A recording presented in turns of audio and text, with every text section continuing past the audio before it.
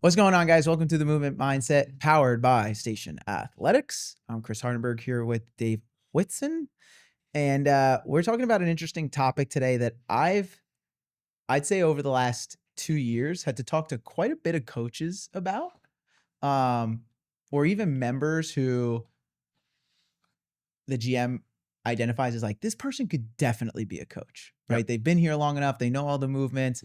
They have a magnetic personality, a big personality. We actually just hired a couple people at Sparta that I think would fall into this category where they were nervous about being a coach at first, but like we've talked about this, a couple of them are teachers or former teachers, Yeah, which do really Yep. well when it comes to coaching. Because if I can command a room of 32 7-year-olds, I can probably command a room of 8 adults, right? It's pretty close, actually. Like the skill set is pretty close. I worked in a school too. Yeah. Yeah.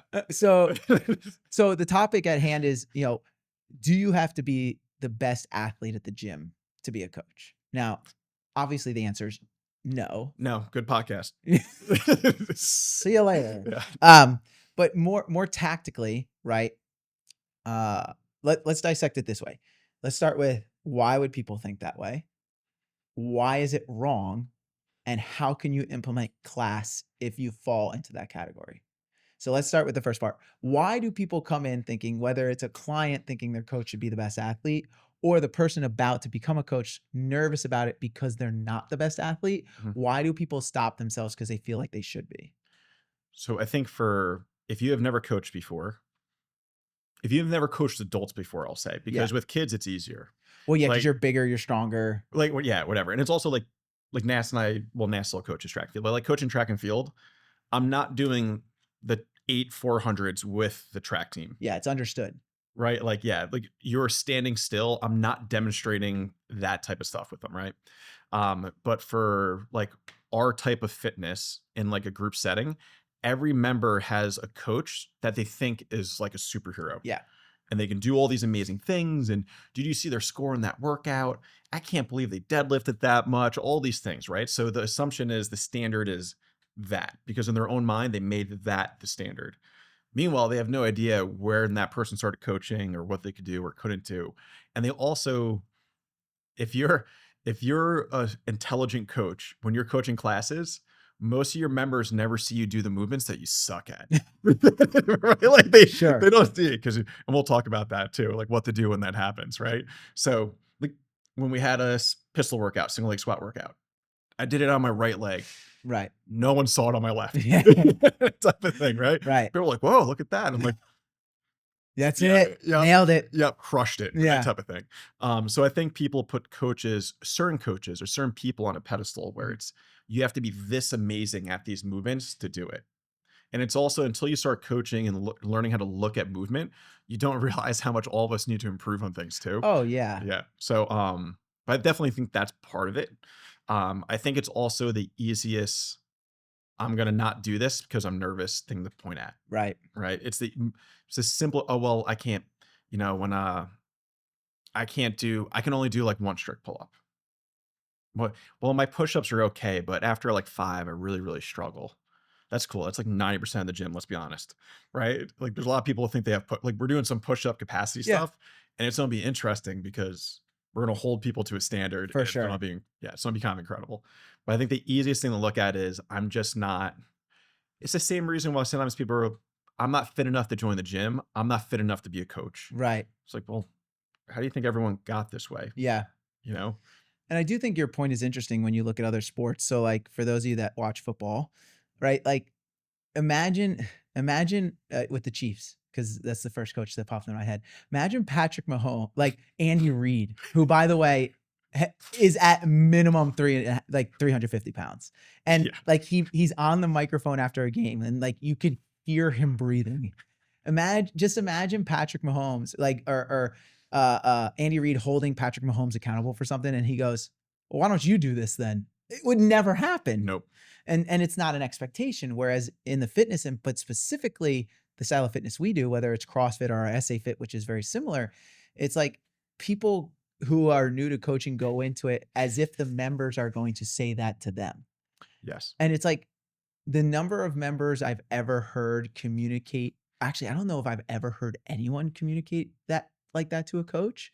And if there is a member who's going to communicate like that to a coach, they're probably not a member you want anyways. I've heard it one time since being here. Okay. I handled it kind of okay. Okay. They're Okay. like, I thought they would, look better since you've been doing this for a long time. I'm like, well, you don't know what they've been through, Yeah. da da da da da. I'm like, how long have you been doing this? I'm like, what if I thought that about you? And they're like, good point. But you're right. You don't know everyone's journey. Yeah. And then on top of it, like most of the best coaches, even here, most of the like in our industry, most of the best coaches are not the best athletes.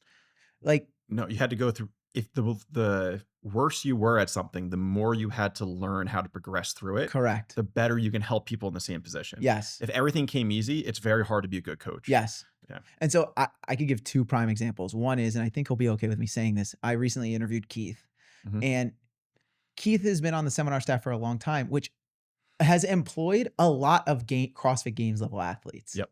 And Keith said he got really, really good at coaching because he was not very athletic. He said it on our podcast. He was like, I had to learn how to snatch and I wasn't super athletic and I didn't pick it up super fast.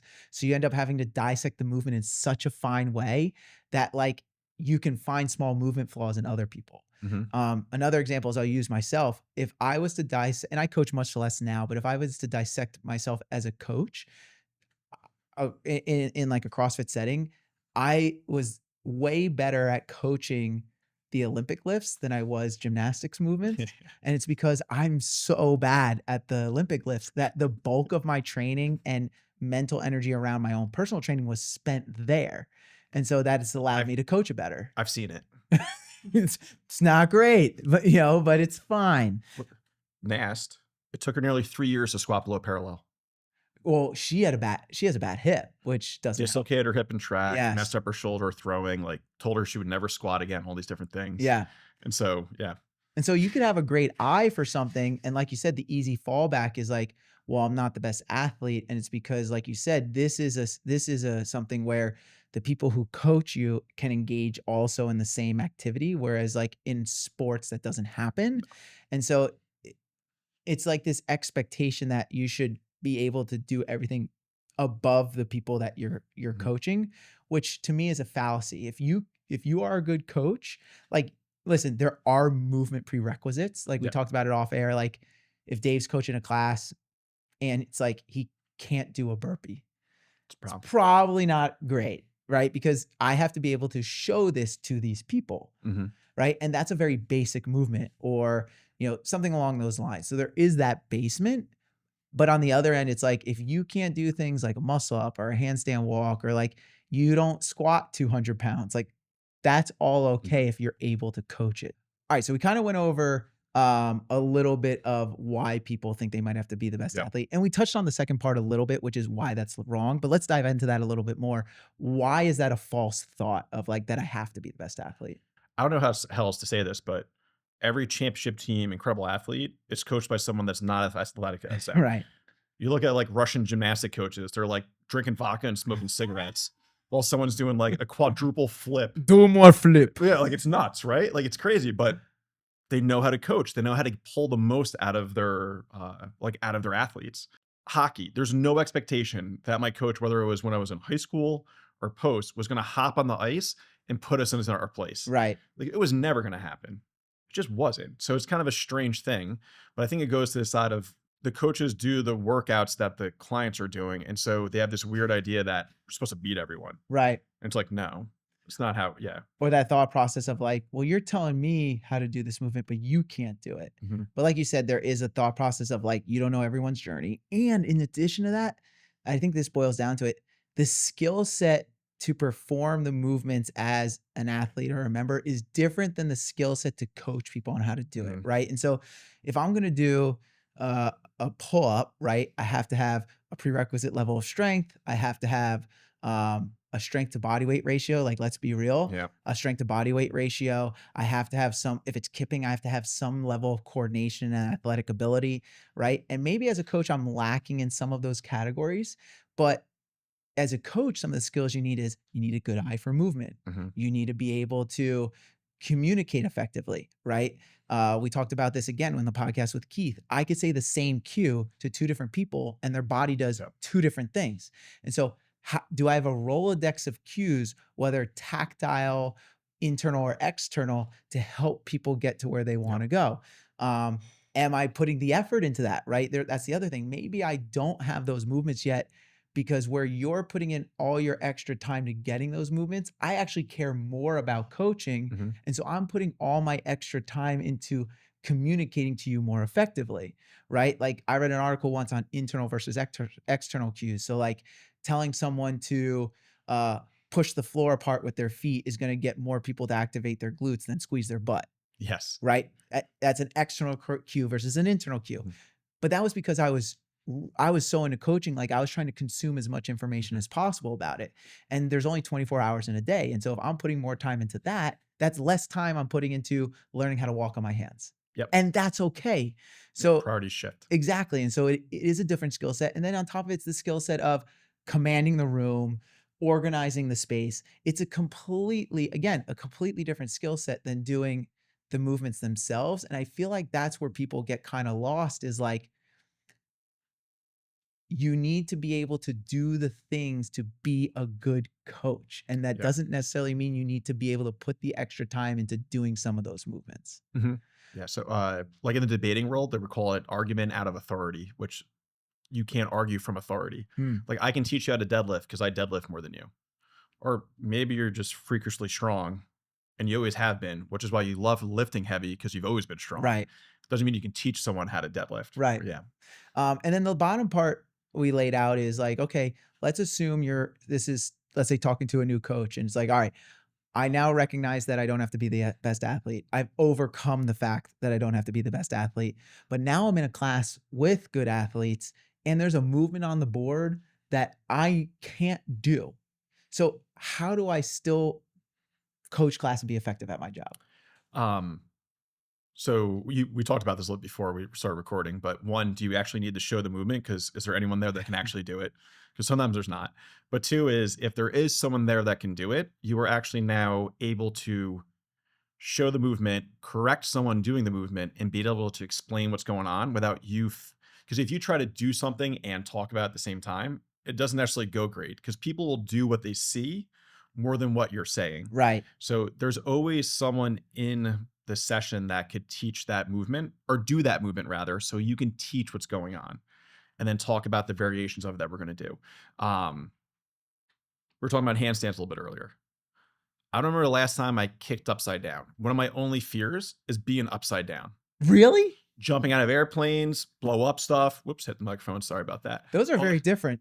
But it's like, and all that stuff is fine. Like, oh, you want to do like drive a car super fast. Yeah.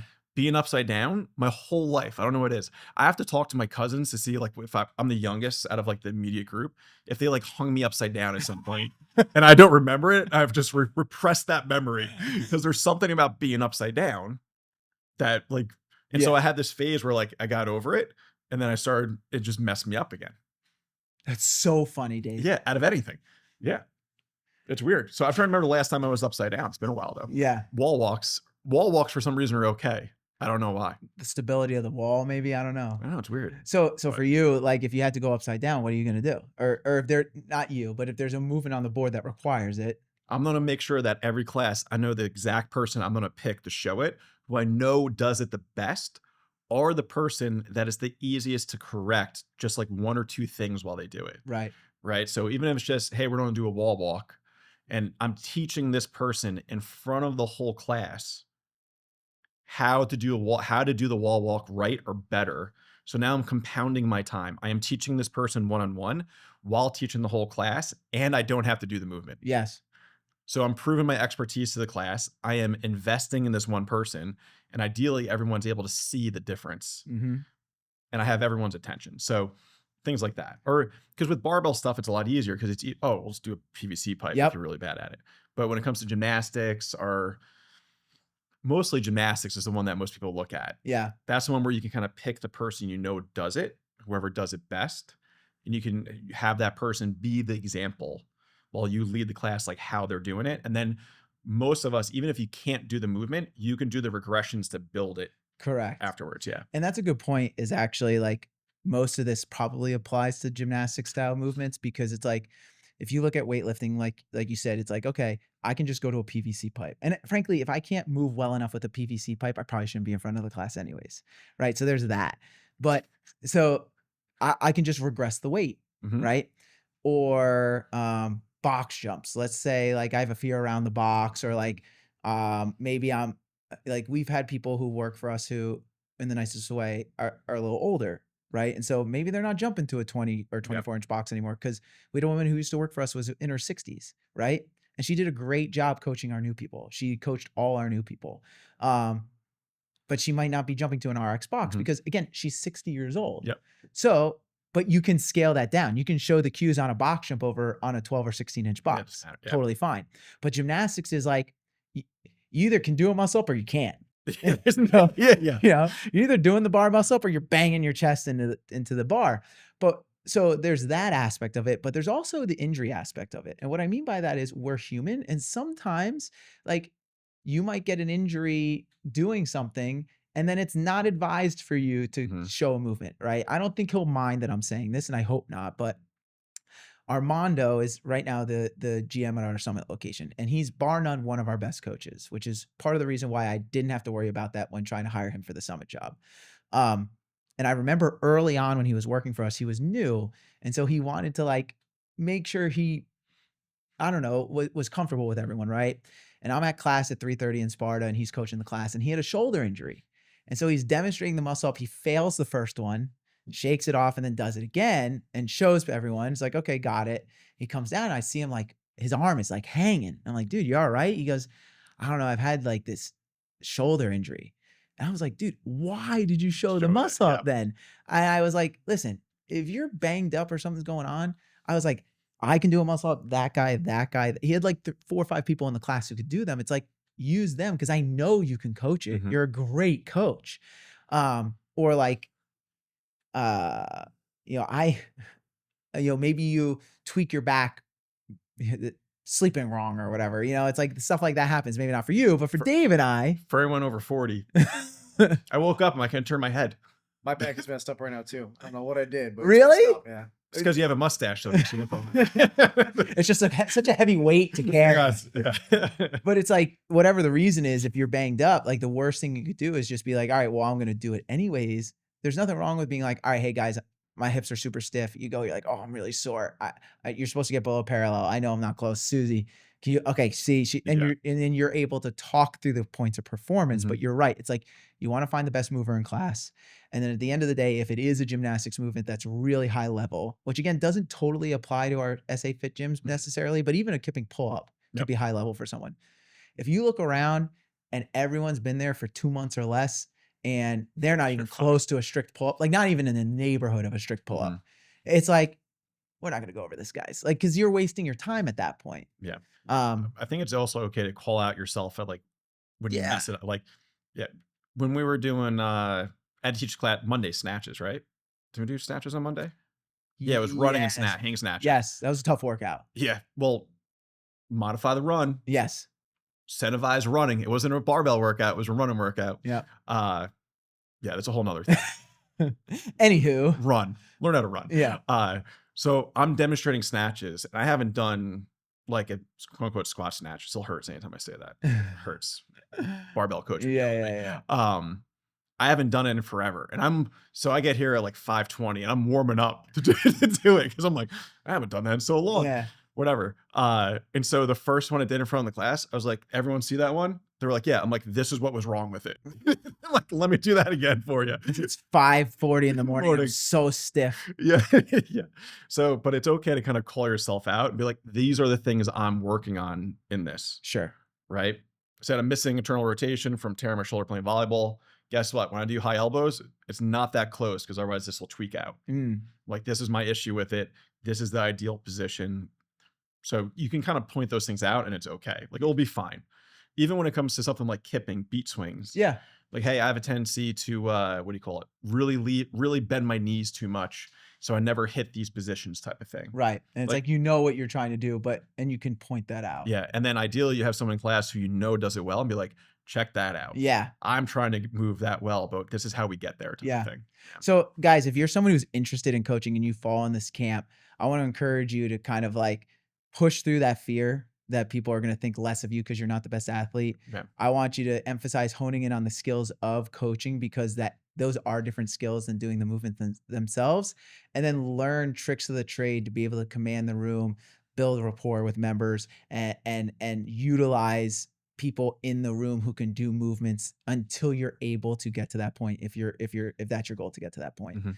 Coach people. It's a lot of fun and you have a really big impact. Outside of coaching people, the next great thing you could do is listen to this podcast. So like and subscribe to us on YouTube and Instagram. Give us a 5-star rating on the podcast platform you listen on. We'll see you at the gym.